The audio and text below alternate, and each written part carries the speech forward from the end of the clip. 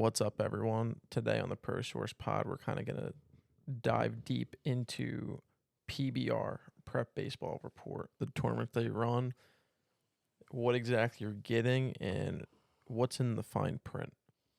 As a whole, I'm not sure if we've ever talked about actually on air about Perfect Game, PBR, and all these tournaments and the hoopla and the showcases and whatnot.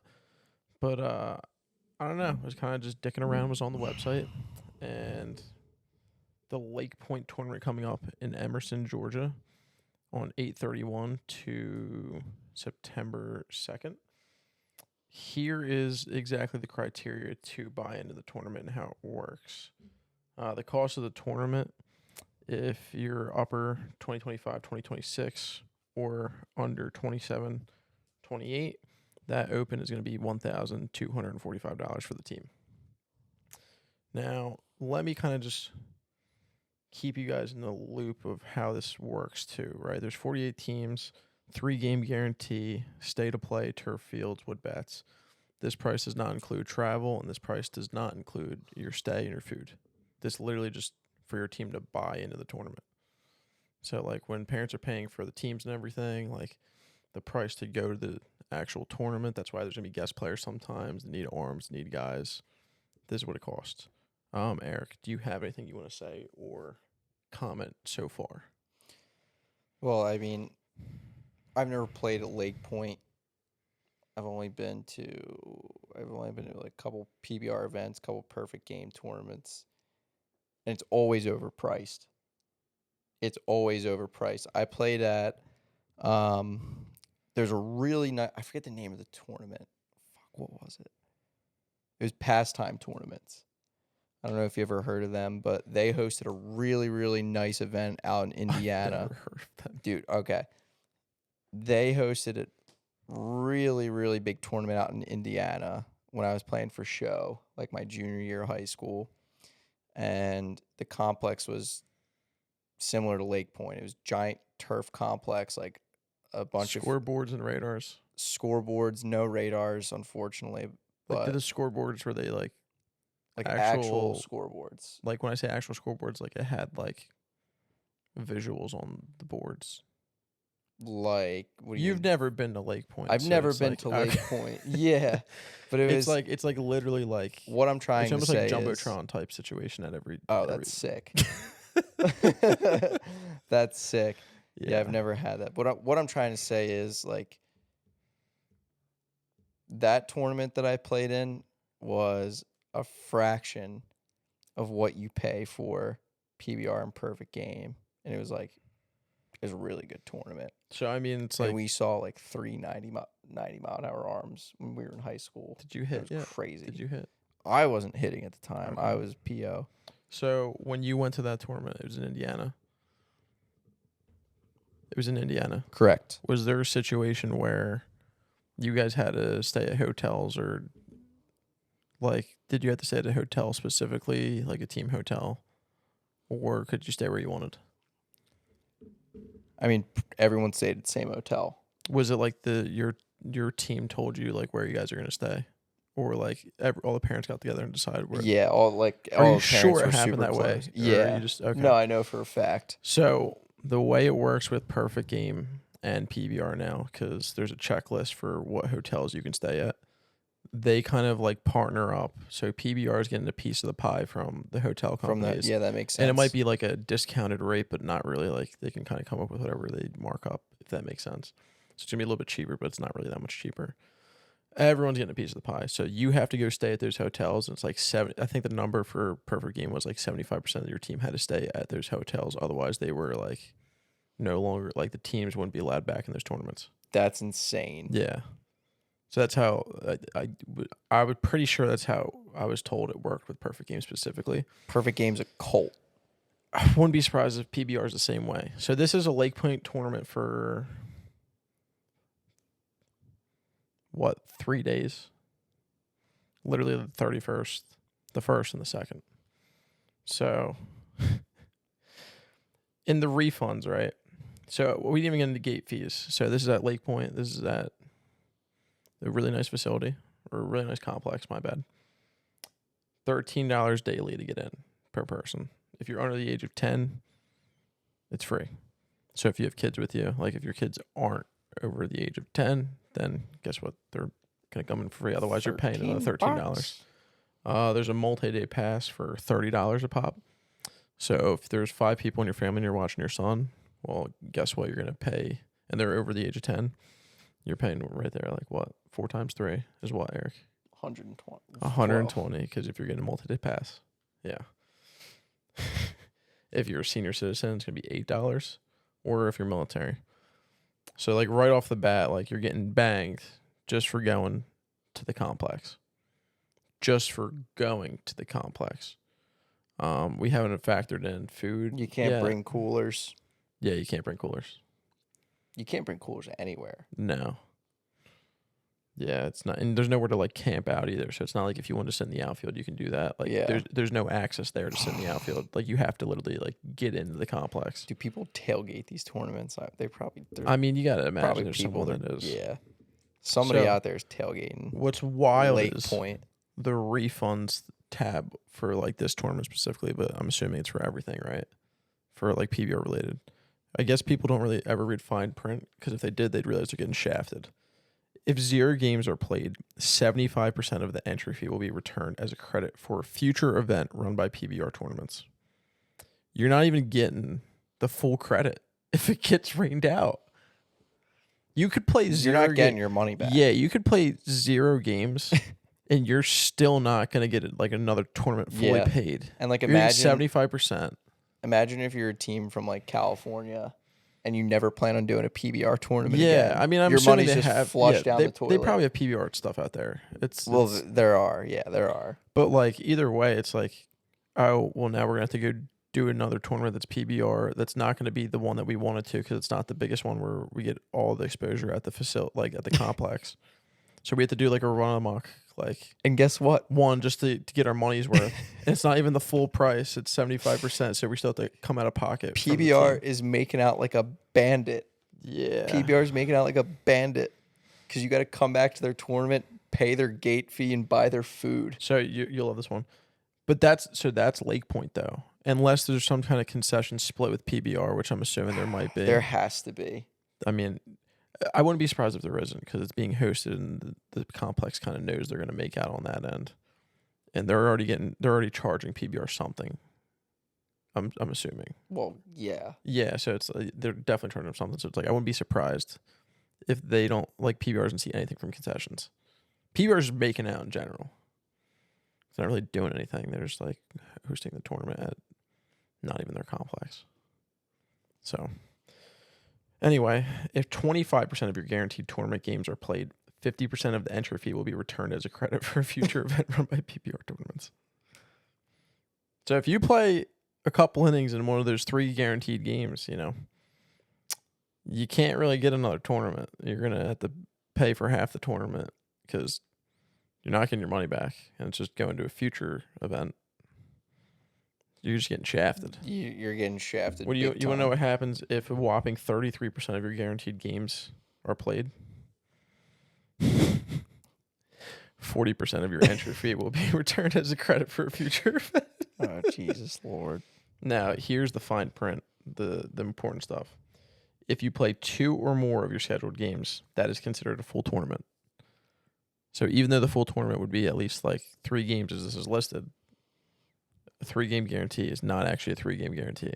So I don't know how this works, but how do you say something, but it's not something? Because if you go read the other fine print, well, really, if you play 2 games, it's the guarantee. But you said 3. Well, things change. But like, I get why they have to do that. Like, I see both sides of it. I really do. But at the same time, it's like, that's definitely not a 3-game guarantee. That's 2 games. Yeah. Dude, they're shafting people. You're gonna love this one. Credits are valid for 12 months for the time of the canceled event. Holy shit! So imagine they're stepping on your throats. Well, also keep this in mind, right? If they can't find a tournament to use for, like a PBR event, like say this is the last tournament of the year, PBR is not refunding you. It lasts a year. That team that was supposed to go no longer gets to go, and they can't use that credit to any PBR tournament because there's no more for the season. So now, Well, I mean, like if it's 12 months, there's going to be one within that. so now literally like There's one within that 12 months. parents paid for nothing. Well, no, because you're thinking they age out. So that's what I'm saying. Like if it's a junior team, like a squad that's juniors, and they're not going to be playing their senior year because there's no reason to go to those tournaments. They just got shafted. Well, those kids, yeah. I mean, if they have... And the parents paid for that for no reason. And the team they're playing with is not going to refund them the money. That's true. So at the end of the parents are getting shafted. You think the organization's going to go pay them if you're a for parent the tournament that got canceled? Because paying for travel baseball in general, keep this in mind. Shafted. The team got shafted because the team is the one that paid for it. And they really just funneled the money from parents. So, I mean... It's the parents getting shafted. Yeah. In the end of the day, the parents get shafted because the organization's not going to front the money back to them because guess what? They already got beat on their end. They're like, I'd rather have that money in my pocket. Yeah. And then, like, if you have a team, like, every single travel team does this. If you have a team flying kids in from all over, Juan from Puerto Rico, you might never see him again. So even if you do get this this PBR bid again in 12 months... Dude, you don't even need a bid for most of these. You're just going to get it. Juan's never going to be seen again. He's gone. So hear this out, right? All the game time limits. 2 hours for 2026 and older. If they're 14U and younger, it's an hour 45. That's like pretty typical. No, I know, but it's like... Gotta get rid of the time rules. Got to get rid of them. It's been around for the time. The 2 hour drop dead time limit's been a thing for so long. The way they do it, though, I don't like it. So, like, they don't do it like actual gameplay. It's not first pitch. Like, they do it way before first pitch. So, like, game gets done. Once people get, like, moving to the dugouts, they start the next timer. That's when they start it, yeah. Which is, like, it's fucked. Are you sure about... Like, is that in all... Diamond Nation's done it. Okay. Diamond Nation has done it multiple times. I might be thinking of just like high school games. High school doesn't have time limits in high school games. So what am I thinking of? No, high school does have a time limit, but it's never ever hit. I think it's like 2:45. Okay. And if that's for varsity. I think if it's sub varsity, it's 2:15, but it's not drop dead. It's at the end of the inning. There are plenty of tournaments that I know. Actually, I don't think two. Yeah, no, varsity. I don't even think varsity necessarily has a drop dead. I know it's sub-varsity. I don't remember. Yeah, I don't remember. I think it's 250 because I remember it was a question this year when I was coaching over there. It was like 2:15, no new inning. So it's like it's really not that big of a deal. If you're going that long, it's most likely like a 10-run situation. Yeah, and that's what it was. But yeah, I mean that's kind of what I have. I mean I can dig deeper and look at like perfect game stuff. But like now I'm kind of curious, like not tournaments. Let's go look at like let's go look at something like a showcase. That's like a whole different animal. Yeah, I'm trying to find something. Like you've never done a PBR event in your life. Dude, these things are ridiculous. They're making out like bandits. Me? No, I've never done a PBR event. I could have. With like the Garden State games and stuff like that. Would have got some clout. Yeah. Yeah, I got shafted in that situation. Did I ever tell you about that? The Garden State games? Yeah, we'll talk about that on a different episode. Okay.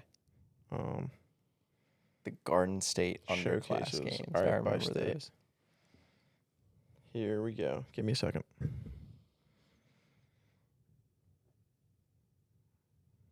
All right. I'm just going to click any random one. Actually, let me grab this one. District. I don't even know what this is. There's so many with different names. Dude, here's two at Millersville on the same day. So let me do this. All right. So this is the 2024 District 3 Scout Day. District 3 Scout Day at Millersville University. Open to 2025s to 2028s. Grads in District 3. I don't know what the fuck District 3 means. What is this, the Hunger Games? So, a 2024 D3 Scout Day. Pitcher only, which is just P. It's only $175. Honestly, pitchers are getting shafted. If you're an infielder, an outfielder, a catcher, or a first baseman, you're paying $215. If you want to add pitching, like if you do a If position, you're two-way. wow, actually you get more shafted. If you're a two-way, you're gonna have to add another $50 on top of that. You're paying $275. Yeah, and most people you already know are gonna two-way Yeah. at these showcases. Oh, yeah, I'm gonna do both. Yeah, they're gonna do both until someone says, "Son, it's time to put these foolish things aside." Yeah. It's time to put Dude, these childish things aside. pitchers are getting shafted though. 175. You're throwing like 15 pitches. It's just 10 and out. Scratch. They don't even look at you. They just rotate you like you're like a bad lunch meat. Dude, and some of them don't even have college. No, they coaches rotate there. you like a chicken on like a roaster. Yeah. On a rotisserie. People- that thing. There's times where the college guys that are there that might get paid there. That's a whole thing that we can talk about too. That we don't have to- Volunteer assistants. Yeah, we'll talk about that on a different episode, probably the next one. But like, don't be having conversations with each other, getting chummy and just fucking around. Like, they don't give a shit about what's going on because they're like, I just saw someone that threw 67. Like, he's never gonna play. So it's like they're sticking around. Next thing you know, like 4 guys have gone in the moment they looked away and they look back. It's like, oh, is this the next guy up? Oh no, we've gone through 5 pitchers. Oh, my bad. Like, they're not paying Meanwhile, attention. Johnny's living for that. Like, Johnny's been saving up since September for this event, and he's not getting looked He's at. like, I know I don't throw the hardest, but I'm really gonna show out for these guys. It's like, well, if you're not on the top of that leaderboard, you're fucked. Yeah. That's beside the point. Yeah, I mean, dude, like, I get it. I really do get it. Like, you kind of have to do these things. If you want clout. If you want to go places, you got to do stuff. Yeah. But like at the same time, it's just like the whole thing's kind of jacked up in the way it works. Do them, but don't try to become a showcase player. Don't become a showcase player. Just be a baseball player. Be a baseball player who can perform at actually showcases. just exactly. Just be good at baseball. do enough. Be good at baseball. Do enough. Yeah. Well, that's everything on my end. Yeah. Is it a ripoff? No.